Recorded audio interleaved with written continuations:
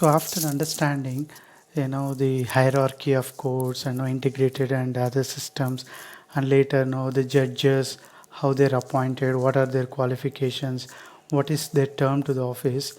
Let us study how this judiciary is kept independent from executive and legislative wings of government. So this topic is little bit complicated. So, but please, focus on listening here. How the judiciary in India is kept independent from executive and legislature. That means how its independent nature is established in this country. So, through various devices, this independent nature of judiciary is given to it. Like the independence of judiciary is ensured by the following devices. So, what are those devices? One is appointment of judges. So in the appointment of judges itself, this factor gets revealed.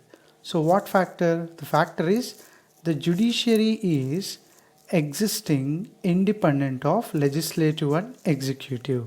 Let us see how this appointment of judges will reveal the fact that judiciary exists independent of executive and legislature. Every judge of Supreme Court is appointed by President after consultation with Cabinet as well as the judges of Supreme Court and High Court.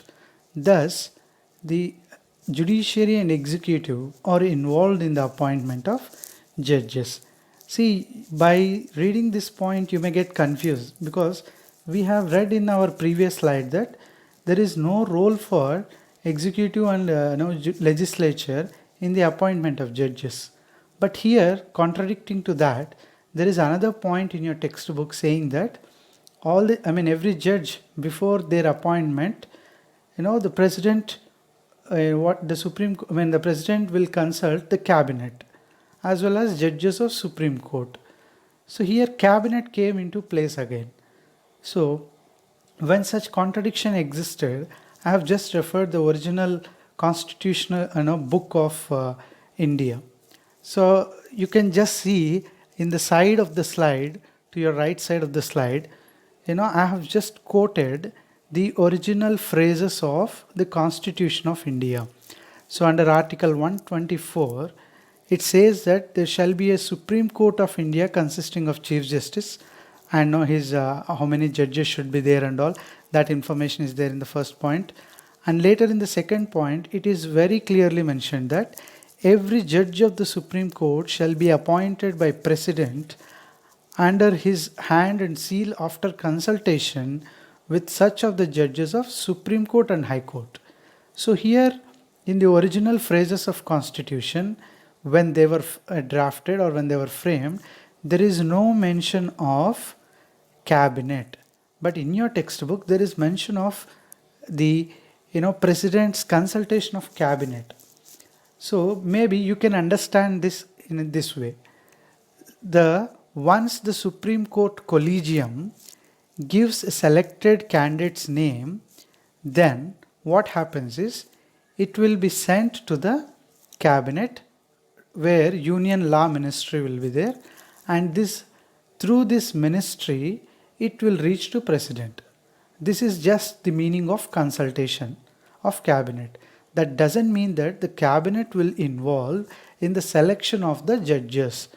Only it serves as a medium for the collegium of Supreme Court and the President, so that whatever the collegium has decided, whichever name that the collegium proposes, that will pass through the law ministry or the cabinet, and from there it goes to the President.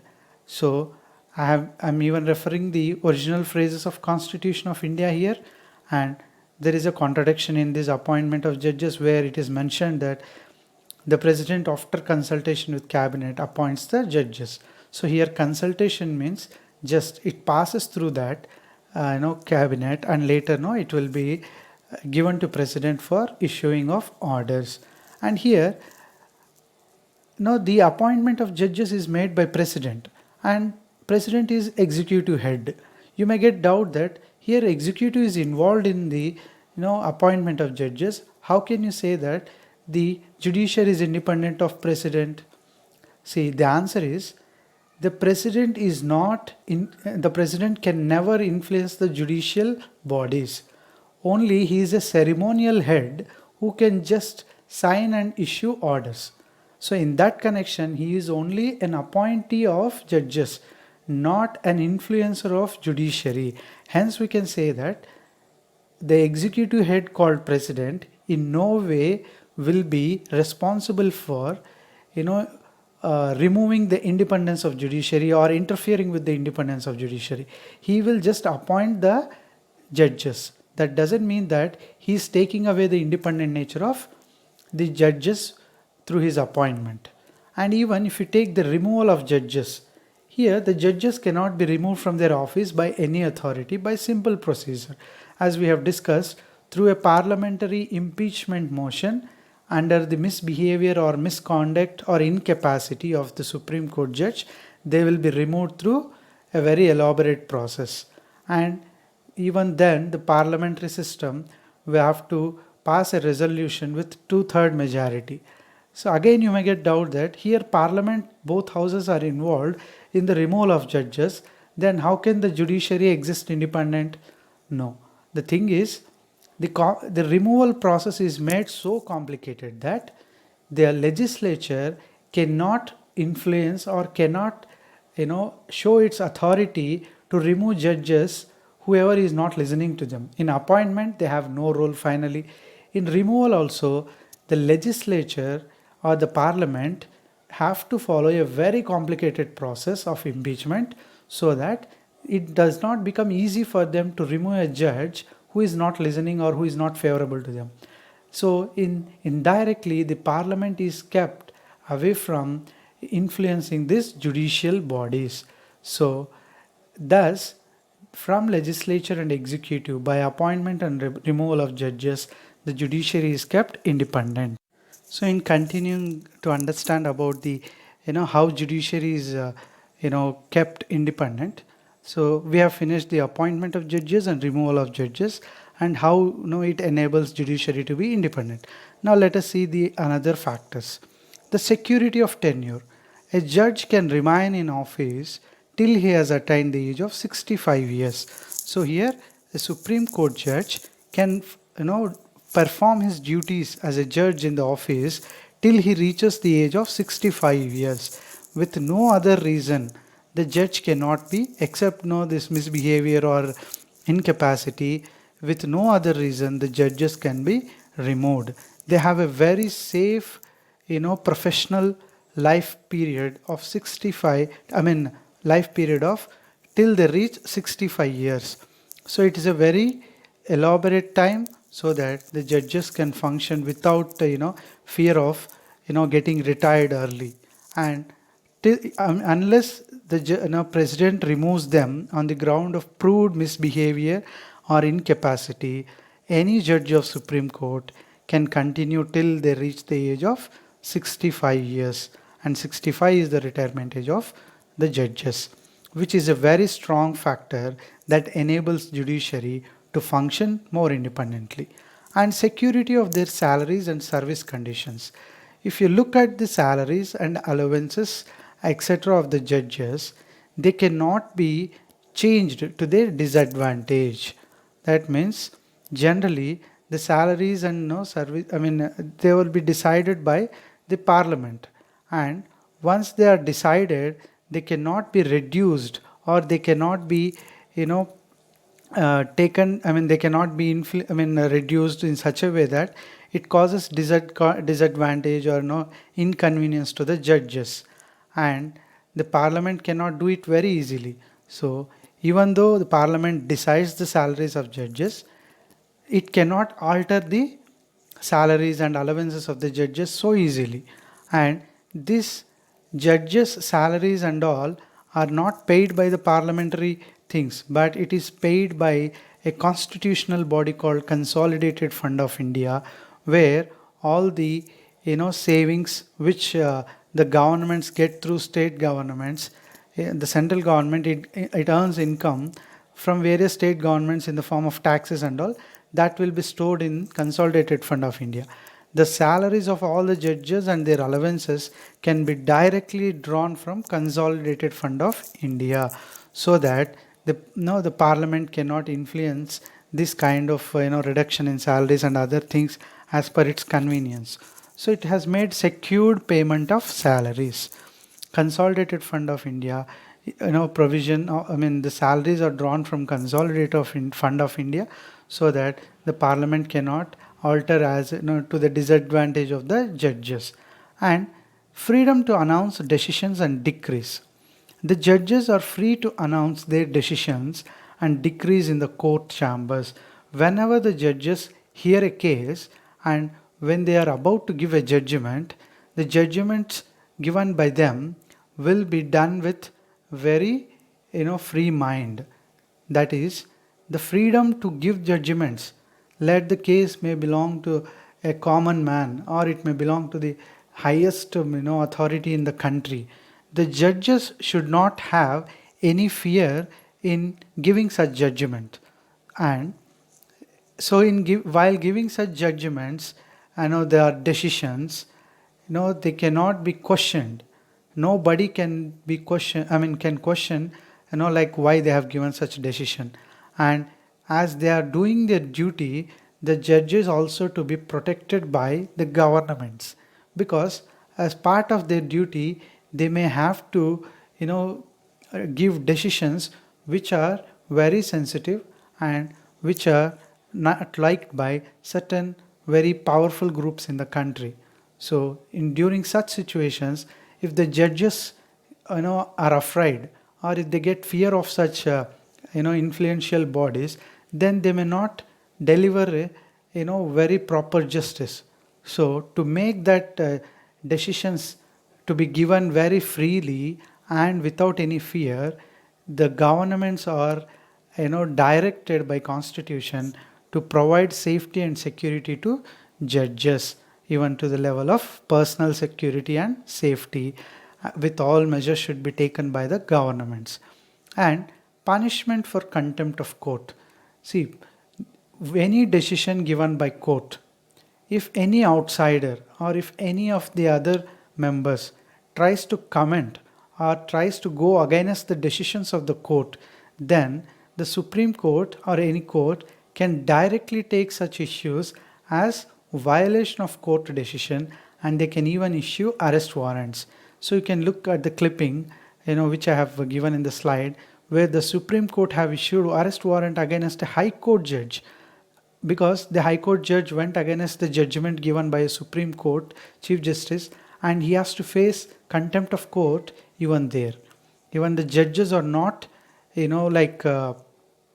not exception to that contempt of court. Once the Supreme Court has given a judgment, everybody should obey it.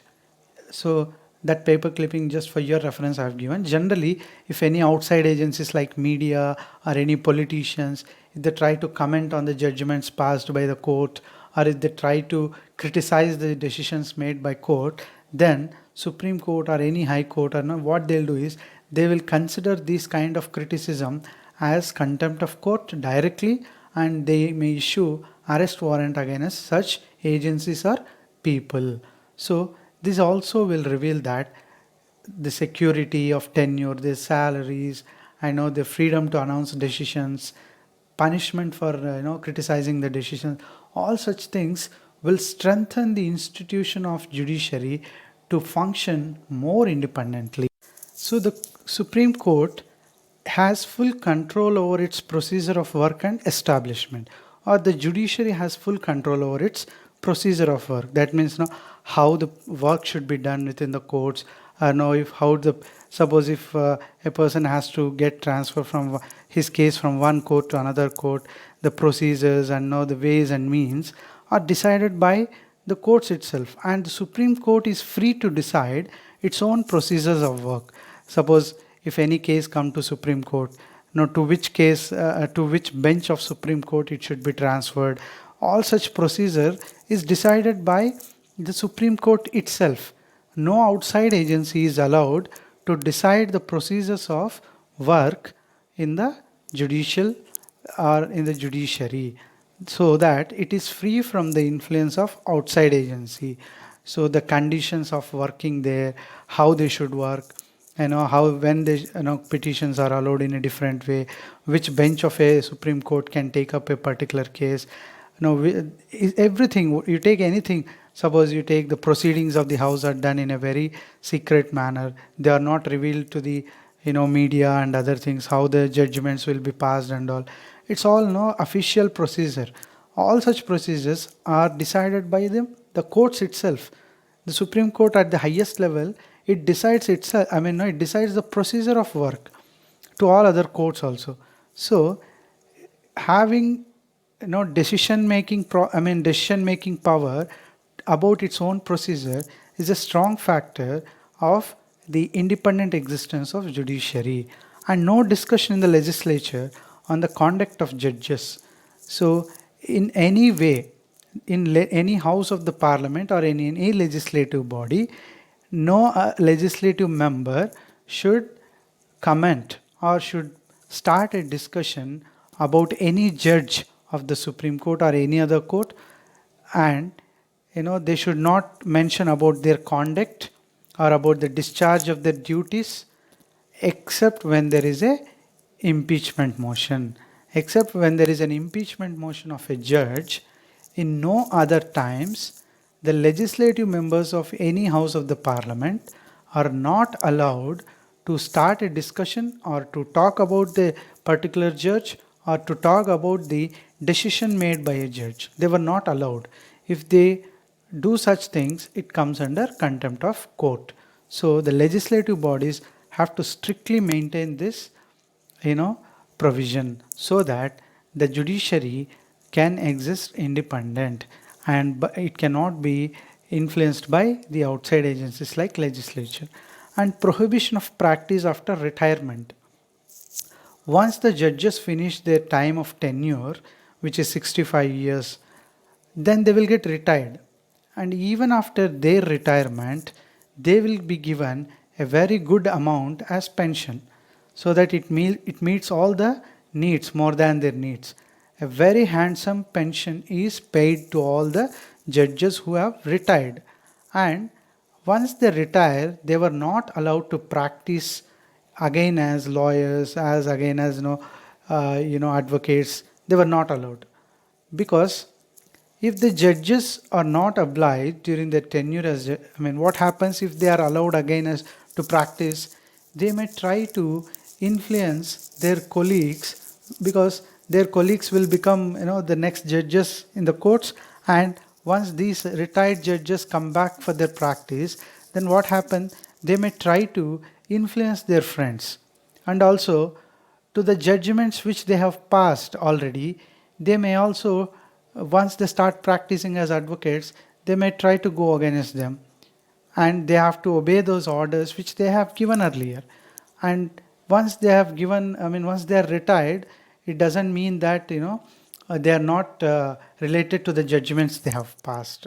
So they have to stand by those judgments which they have given. And as advocates, they may get cases where they have to speak against their own judgments, so which will not look fair. Hence, the judges are not allowed to practice once they get retired. Also, there is a chance that they might have worked with many of colleagues and they might be judges now. And if they go back again as practitioners of law, they may try to influence the colleagues. Hence, to avoid such mishappenings, the judges were not allowed to practice after their retirement. And this also protects the judiciary to act independently from its own influence. The judges are its own people. So if they are retired, they may try to influence again by practicing if they are allowed. So to protect the judiciary from its own influence, the judges were not allowed to practice after retirement. So this is a very important factor which keeps the judiciary independent. So after understanding how this judiciary has been enabled in India independent, then let us understand what is the jurisdiction and powers of Supreme Court. So here you hear a new word called jurisdiction. So what do you mean by jurisdiction? Jurisdiction is the power that a court of law exercises to carry out judgments and enforce laws. That means it is the span of area that a court can exercise its function. If you look at a high court jurisdiction, the state becomes the high court jurisdiction, and the high court can, you know, pass judgments, or it can exercise its function to the state limit. It cannot pass, decisions and other things on other state. So every state has its own high court, and that high court will have its jurisdiction limit to that particular state. So in India, the highest court, which is Supreme Court, is having the maximum jurisdiction. That is, the Supreme Court's jurisdiction is throughout India. So, and the Supreme Court is the protector and final interpreter of the Constitution. So here, and we are talking about the jurisdiction of Supreme Court. It has its, jurisdiction limit throughout India, and it can order any court to change its decision and whatever. It is a final interpreter of the Constitution also. So if anybody gets doubt regarding a constitutional provision, either it may be a central government or state government, if they're having some problem with the laws or the provisions of the Constitution, then it is the Supreme Court which will decide that this is the interpretation of that provision in Constitution. And once Supreme Court interprets and passes its decision, that will be final. So nobody can again change it.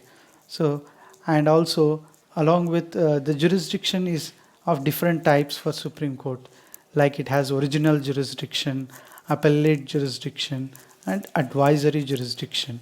So we will discuss all these jurisdiction types one by one in coming slides. So as I've said that the jurisdiction is of different kinds for Supreme Court. So one is, so if you just look at the slide, there are different kinds of jurisdiction: original jurisdiction, appellate jurisdiction, advisory jurisdiction, and review jurisdiction.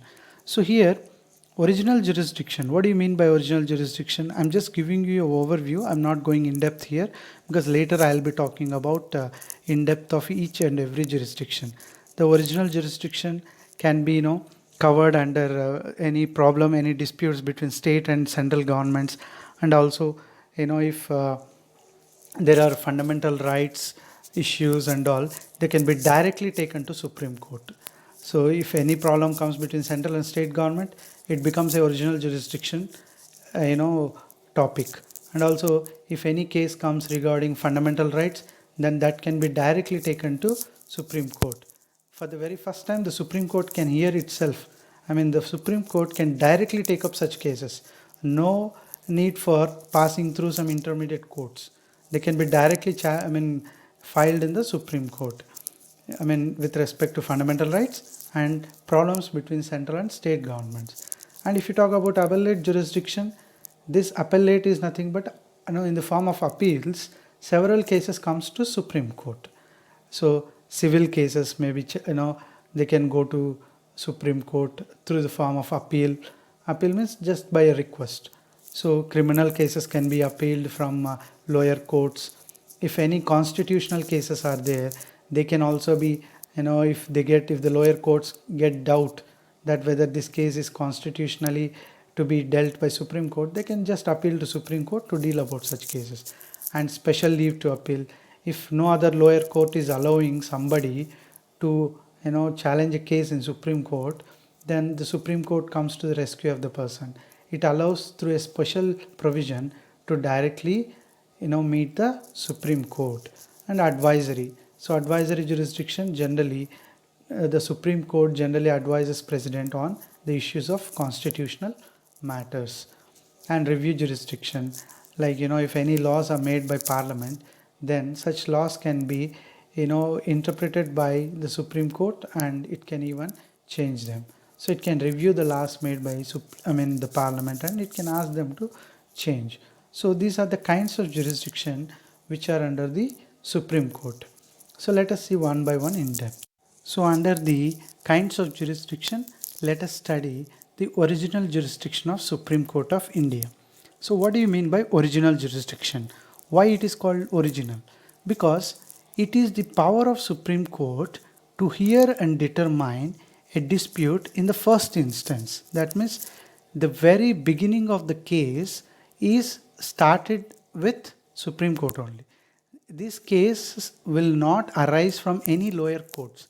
They can directly be filed, or using this original jurisdiction, the Supreme Court for the very first time it can hear such cases, and those cases which cannot be moved in any court other than Supreme Court.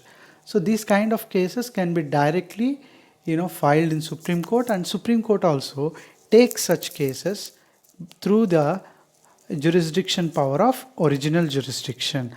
So the Supreme Court, by using its original jurisdiction power, it can take cases directly to it, and no other court in India can take up such cases. So what are that kind of cases? What kind of cases can be taken under original jurisdiction? Center state or interstate disputes. That means if there is any problem between central government and state governments, or if there is problem between certain group of states, then such cases can be directly filed in Supreme Court, and Supreme Court will accept such cases under original jurisdiction power. And so what kind of possibilities are there in center state? Let us see. Between Government of India and one or more states. So the cases the problems, if the problem arises between Government of India and one or more states, then they can be taken up under original jurisdiction. Or between Government of India and any state.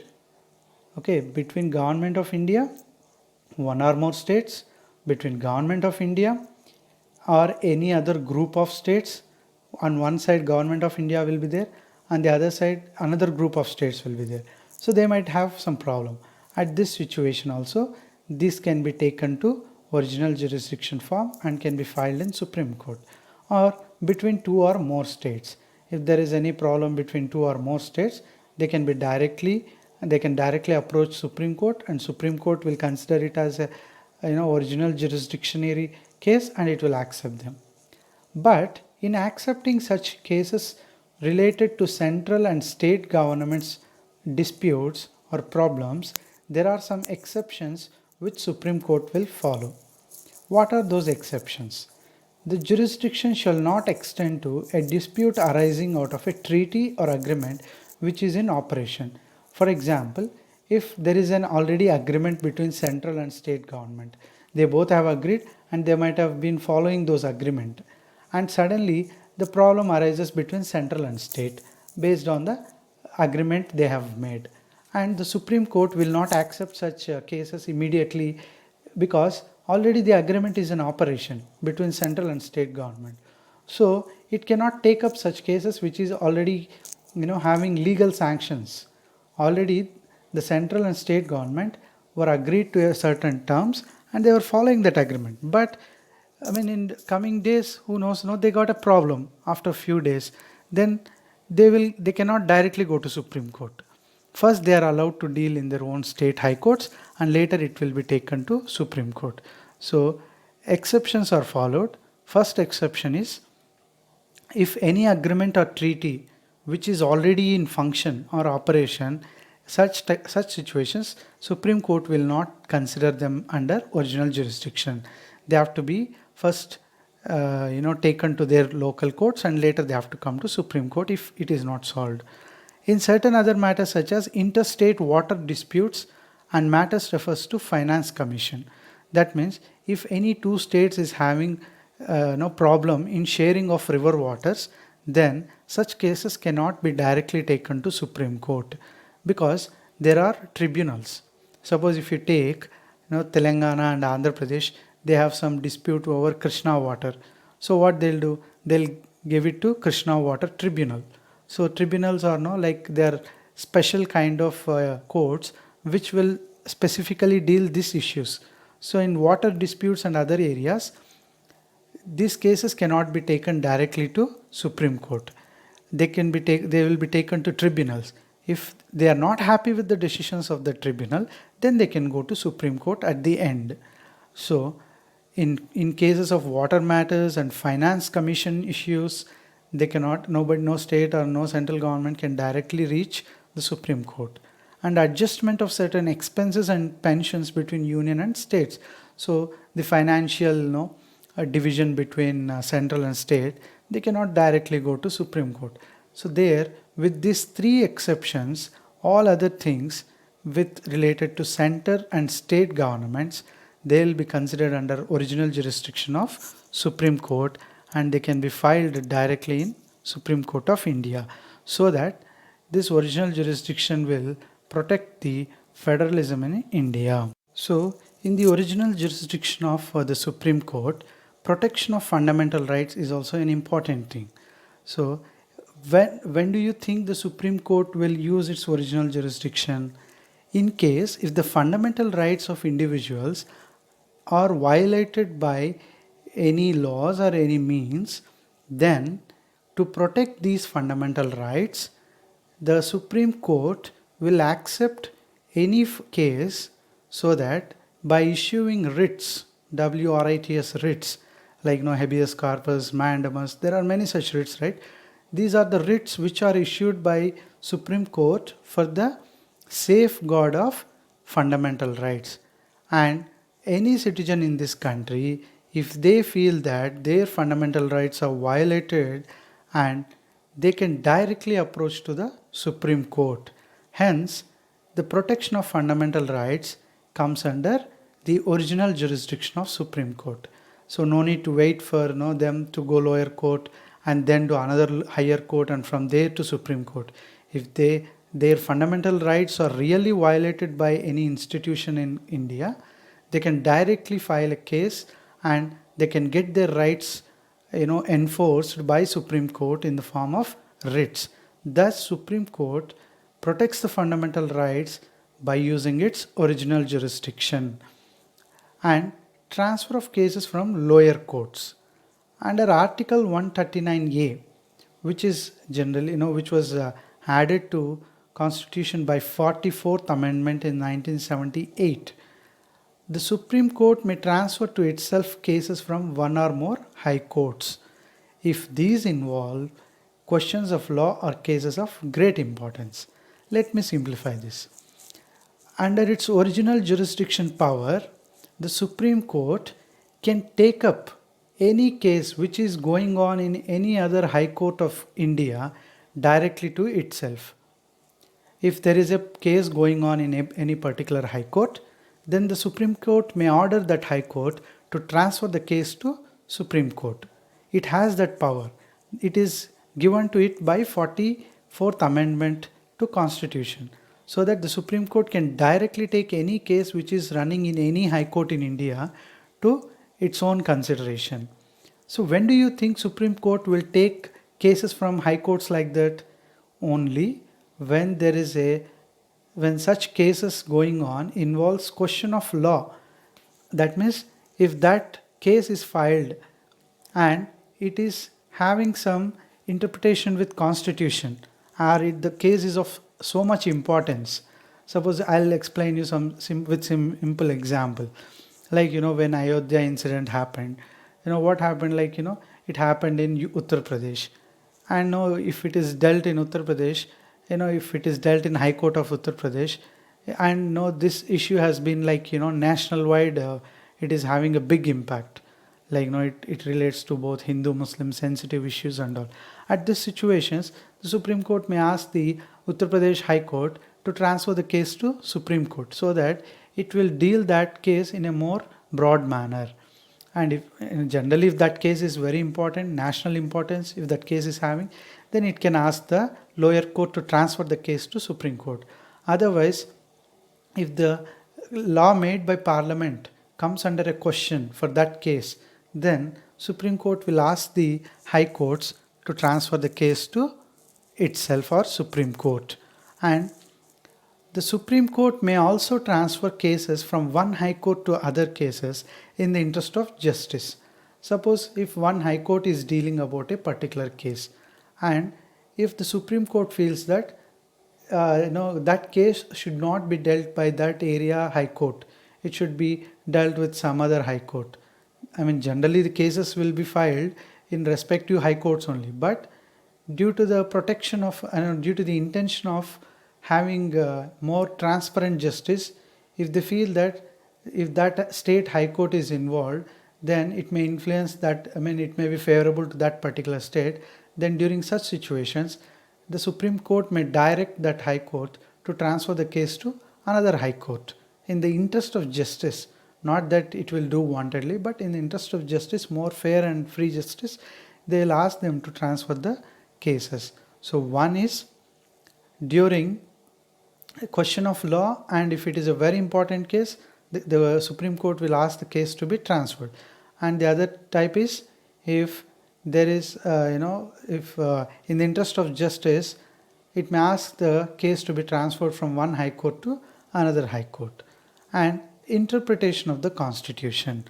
All cases where interpretation of Constitution is required can be directly filed in Supreme Court.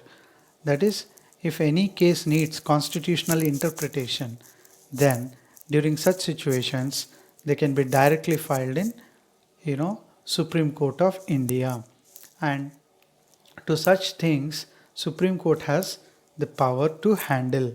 And also, if you think Parliament has made some laws and this law is not valid according to Constitution, then Supreme Court can interpret that law and ask the Parliament to remove that laws. It has even that power. So the Supreme Court acts as the final interpreter of the Constitution. In such interpretation, it uses its original jurisdiction and take up such cases. Generally, laws made by Parliament will have such issues. Whenever they have such issues of interpretation of Constitution with the laws they made, then Supreme Court will directly take up such cases. So this is about the interpretation of Constitution and the original jurisdiction power of Supreme Court. So the Supreme Court, till now we have studied about what kind of cases can be directly taken up by Supreme Court or which cases can be directly filed in Supreme Court. So that all comes under original jurisdiction. There is another kind of jurisdiction which is with Supreme Court. It is called appellate jurisdiction. So what do you mean by appellate here? It means through the form of appeals, cases from the lower courts can also be reached or can also have the chance to reach the Supreme Court. Here, through appellate jurisdiction, the Supreme Court will possess powers to grant special permission to appeal against all the judgments delivered by any court in the country.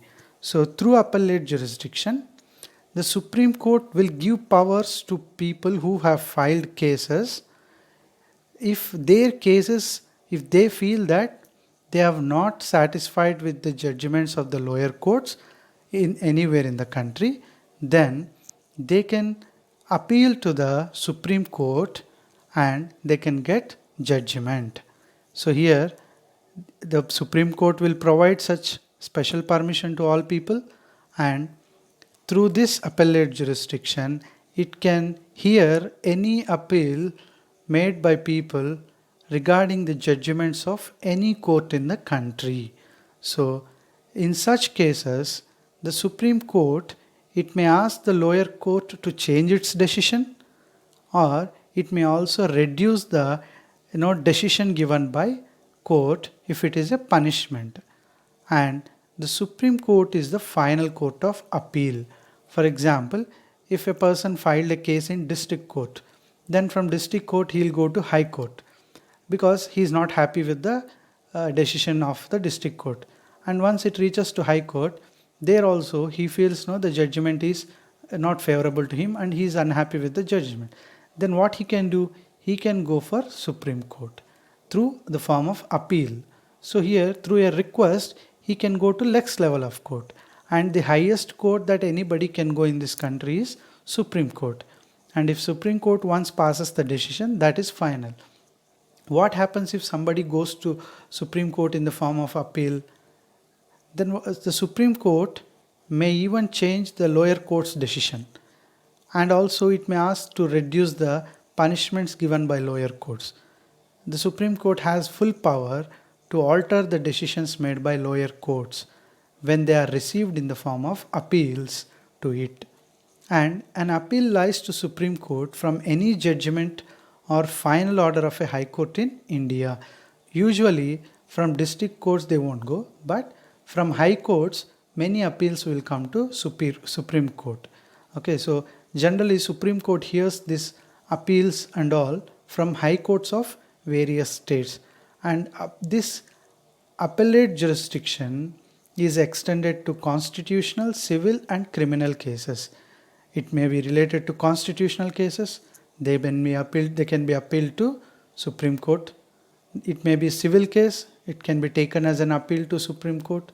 If it is a criminal case, it can also be taken to Supreme Court in the form of appeal.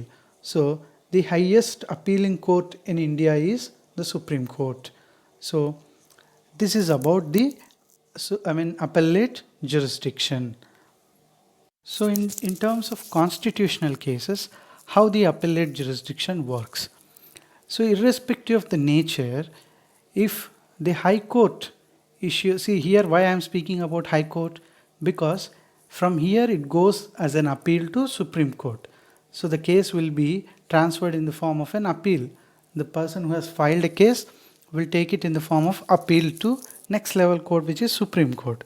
So from High Court to Supreme Court. Now, whenever a High Court certifies that a particular case which has come to its notice is having a question of law, or if it needs better interpretation of the Constitution, and what High Courts will do, see generally whenever a case comes to a High Court and the High Court feels that this case needs a broad understanding of Constitution and it needs only Supreme Court can do it better. In such situations, the High Court will certify that case, saying that it is eligible to go for appeal for Supreme Court. All such cases will be taken up by Supreme Court, which were sent in the form of certified manner by High Court.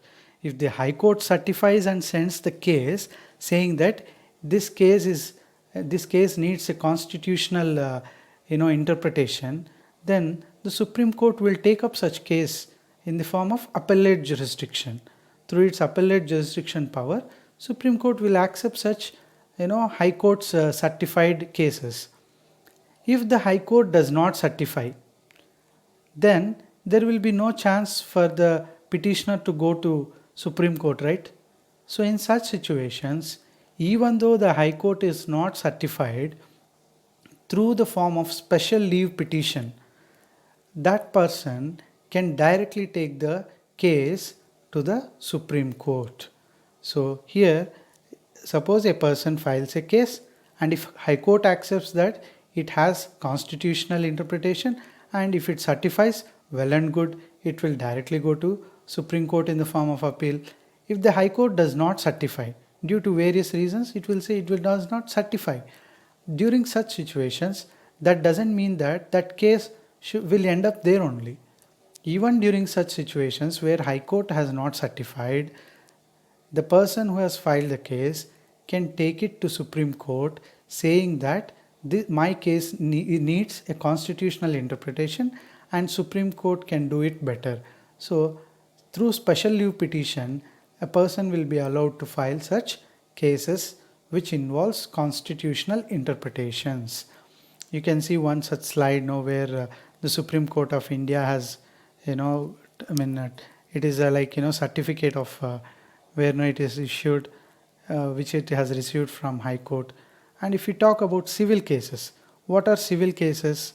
Where there are cases like divorce cases, there are some issues like purchase of lands and many other disputes relating to sale of lands, rent matters, divorce cases, many such civil things, they all come under civil cases.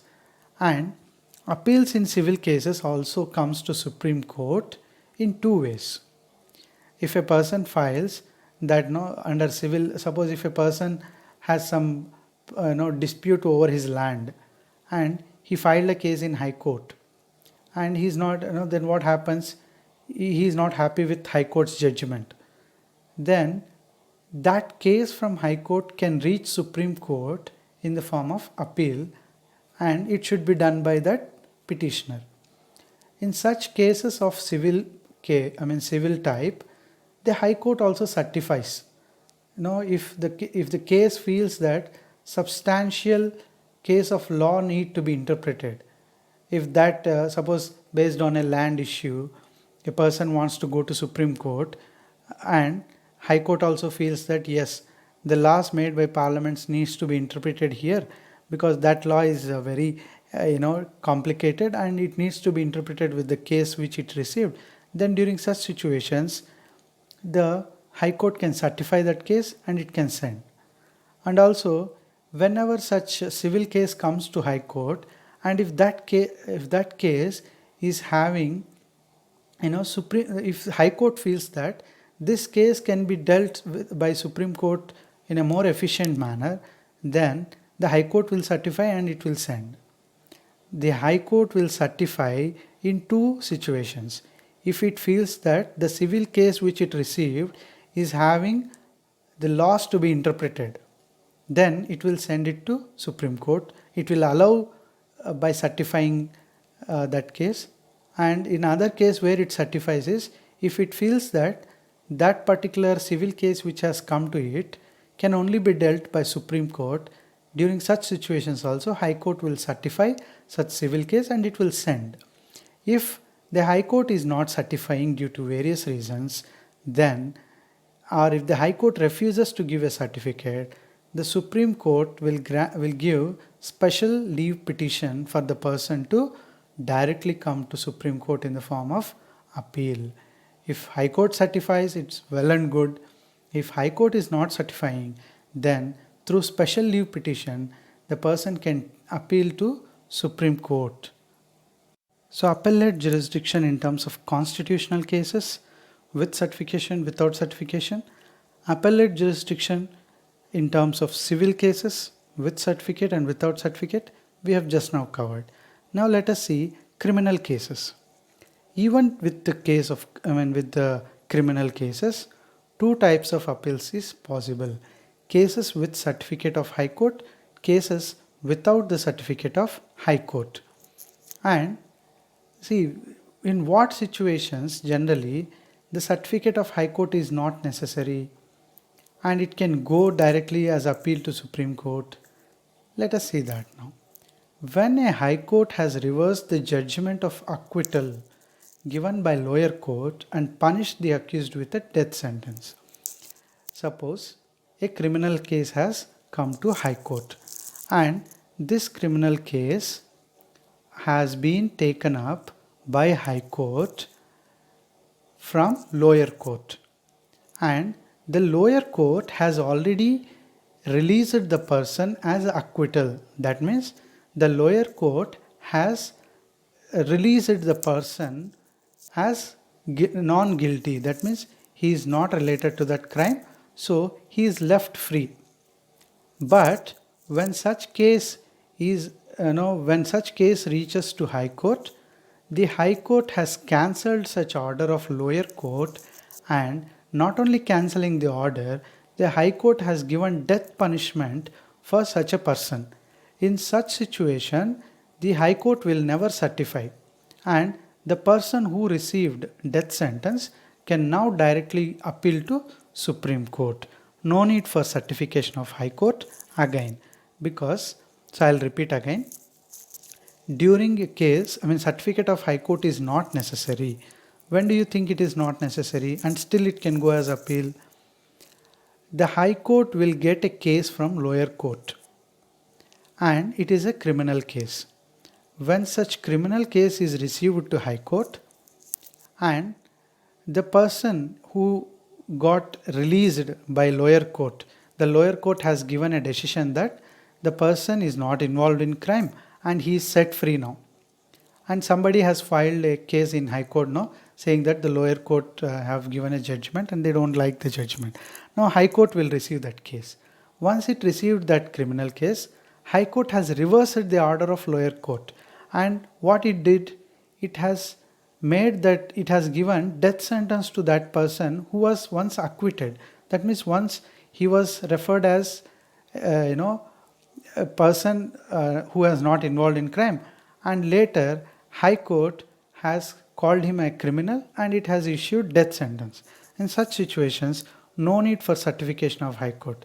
If the person who is awarded death sentence feels that he should appeal to Supreme Court, he can directly go and appeal to Supreme Court.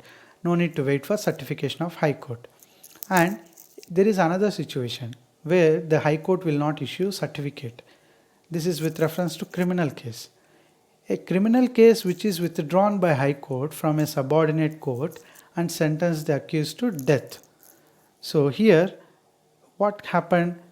From a lower court, the High Court has withdrawn a criminal case. The High Court directly involved, and it has withdrawn completely the case from subordinate courts, and it has given its judgment saying that the person is involved in the crime and he has been awarded death sentence. In such situations also, there is no need for certification of High Court. The difference here is there already judgment is passed in our first case, and that judgment is changed, and the judgment is changed to death sentence. In such situations, the High Court will not issue any certificate. And this is another situation where the High Court has directly taken case from subordinate court and it has awarded death sentence to a person. And in such situation, the person who has been awarded death sentence, they can appeal to Supreme Court through the appellate jurisdiction power of Supreme Court.